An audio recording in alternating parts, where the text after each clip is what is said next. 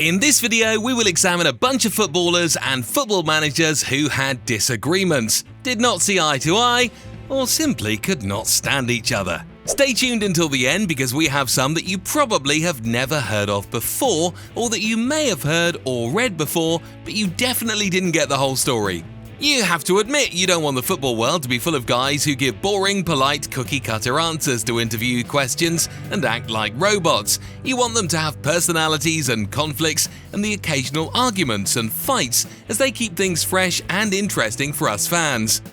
But before we begin, if you enjoy seeing this type of video on football, make sure to subscribe, hit the like button and leave a comment.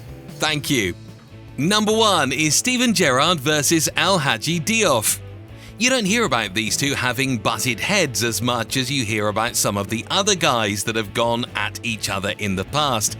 Alhaji Diouf was the Senegal forward who was one of the breakthrough performers in the 2002 World Cup in South Korea and Japan when he guided Senegal to a quarter-final finish, their best performance in a major tournament. With that performance, he earned a move to the English giants Liverpool.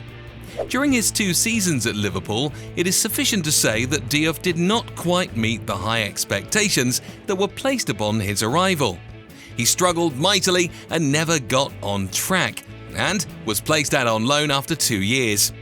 However, there was something else that had also made him dispensable, and it was his toxic relationship with the club's captain and undisputed leader, Steven Gerrard. Apparently, for reasons that are unknown, the Senegalese never showed any respect to the Liverpool captain and often showed downright disdain towards him. During the halftime of one match, the two had a heated argument, which then deteriorated to the point where Diouf told Gerrard that he would sleep with his mother.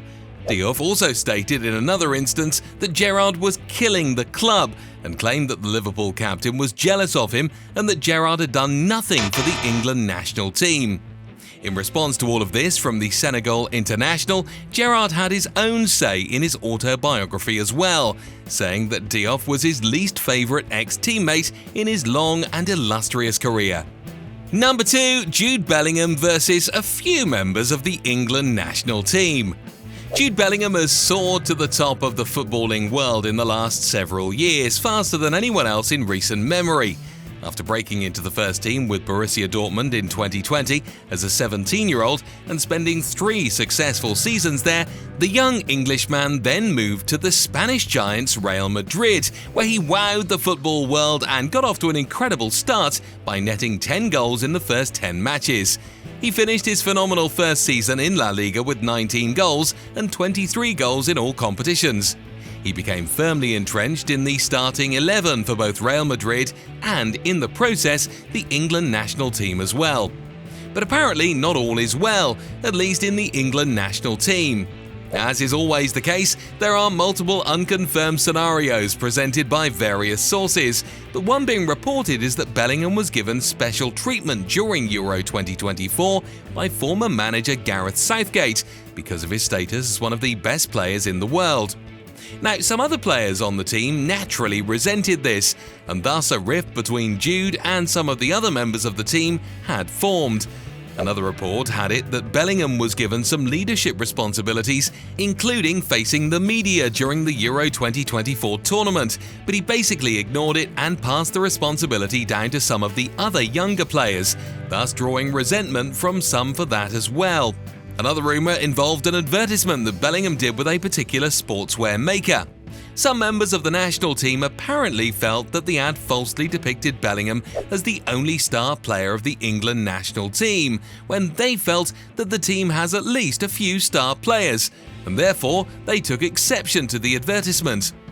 It has also been said that Bellingham's only real close friend on the national team is Liverpool's Alexander Trent-Arnold, and that some of the other younger players, such as Cole Palmer, do not respect Bellingham.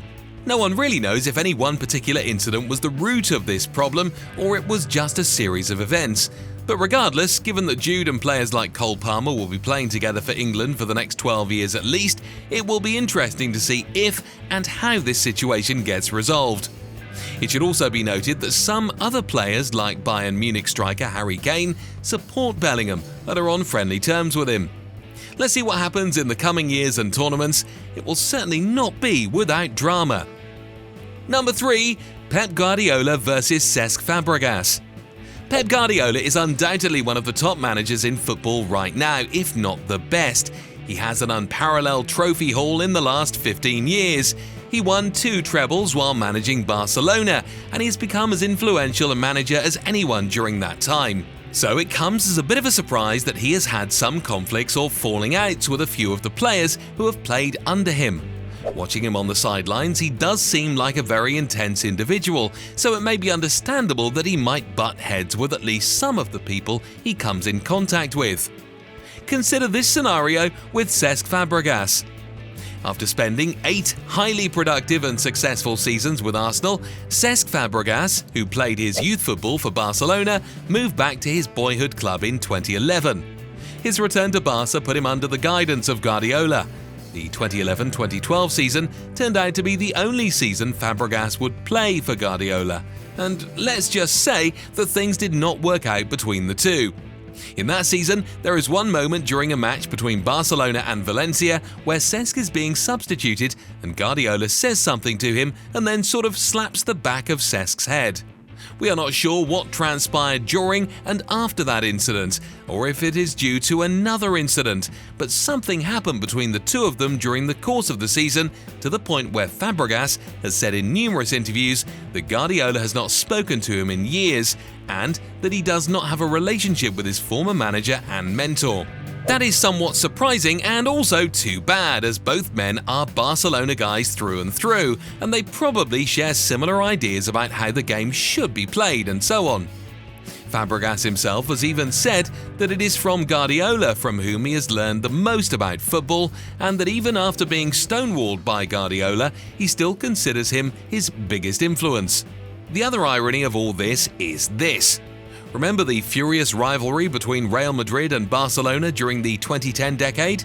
Well, Fabregas was part of the Barca side for 4 of those years and went head-to-head a bunch of times against Real Madrid, who was managed during that time by Jose Mourinho. Well, when Fabregas left Barcelona in 2015, one of the first guys who reached out to him was Mourinho, to try to see if Fabregas had any interest in playing for him at Chelsea. They ended up working together for a few seasons and had some great success, including the league title. Fabregas had one of his best seasons anywhere while playing for Mourinho and being the mastermind behind Chelsea's midfield during that time. Fabregas still refers to Mourinho as his friend and says that he inspired him the most when he left Barcelona. Number 4. Pep Guardiola vs Samuel Eto'o. The 2008-2009 season brought together Cameroonian striker Samuel Eto'o together with Barcelona's new manager Pep Guardiola. It ended up being the only season where the two worked together, but it seems as if the two did not always see eye to eye with each other on certain issues. In an interview some time ago, Eto'o spoke exclusively of how Guardiola tried to undermine him during that season in Barcelona.